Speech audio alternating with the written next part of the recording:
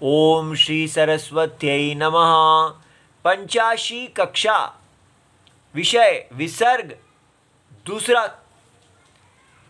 यदि विसर्ग से पहले अ हो और बाद में अ हो तो ये हमने देखा है कि विसर्ग को ऊ होता है, अ ऊ बन के ओ हो जाता है, और ये वाले अ के स्थान में अवग्रह माने इसका उच्चारण नहीं होता, तो रामः अस्ति बन जाता है रामोस्ति। तो ये एक ही केस है, अ पहले ह्रस्व अ पहले और ह्रस्व अ बाद में, वहां ओस्ति इस प्रकार बन जाता है। दूसरा, यदि अ पहले हो और बाद में आ और इक प्रत्याहार, अ को छोड़कर अन्य स्वर, सारे स्वर और आ, अगर ये ऐसा हो तो क्या हो जाता है, तब विसर्ग का लोप हो जाता है। तो जैसे रामः इच्छति तो बन जाएगा राम राम इच्छति, विसर्ग लोप हो जाएगा। सारे कोई भी स्वर हो, हमने ई लिया है, आप कोई भी स्वर ले सकते हैं। उसके बाद तीसरा, अब अ पूरा हो गया, अब आ के बाद अक, सारे स्वर रख दिए जाएं तो क्या होगा, विसर्ग का लोप। आ के बाद अक, रामाः आगच्छन्ति तो बन जाएगा रामा आगच्छन्ति। उसके बाद चौथा, अब स्वर पूर्ण हो गए, अब हर्ष पे आते हैं।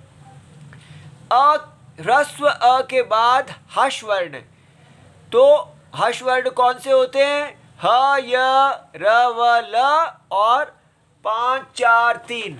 5 4 3 क्या है, जैसे ये क ख ग घ ङ, तो इसका ये पांचवा स्तंभ, चौथा स्तंभ और तीसरा स्तंभ, ये जो वर्ण हैं इनको हर्ष कहते हैं।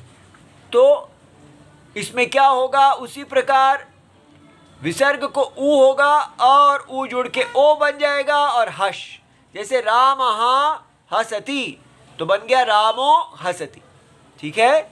उसके बाद आ के बाद अगर हर्ष आता है तो क्या होगा, विसर्ग लोप, आ हर्ष, रामाः हसन्ति तो बन गया रामा हसन्ति। उसके बाद अब हम देख रहे हैं अ और आ को छोड़ दिया, इक क्या है, अ को छोड़ दो, आ को छोड़ दो, बाकी सारे स्वर। उसके बाद अक, सारे स्वर है यहाँ। विसर्ग से पहले अ और आ को छोड़कर, अ और आ को छोड़कर अन्य सभी स्वर पहले हो, और उसके बाद कोई भी स्वर हो तो क्या होगा, विसर्ग के स्थान में र होता है, वो र जो है उससे उसका कोई परिवर्तन नहीं होगा कोई, और सीधा अ र के अंदर घुस जाएगा। जैसे हरि ही इच्छति तो विसर्ग को र है, वो बन गया हरिर इच्छति, ऐसे हरिर इच्छति। तो ये सारे में आप बदलते जाएं, वो सब यही सूत्र यही इसी प्रकार होगा। आगे अब इक है, इक के बाद अब हम स्वर के बाद इक के बाद हर्ष रखते हैं। तो अगर इक क्या है, उसी प्रकार अ आ को छोड़कर अन्य स्वर, और हर्ष क्या है, हर्ष वर्ण वो जो है वो हम इस प्रत्याहार में देख सकते हैं।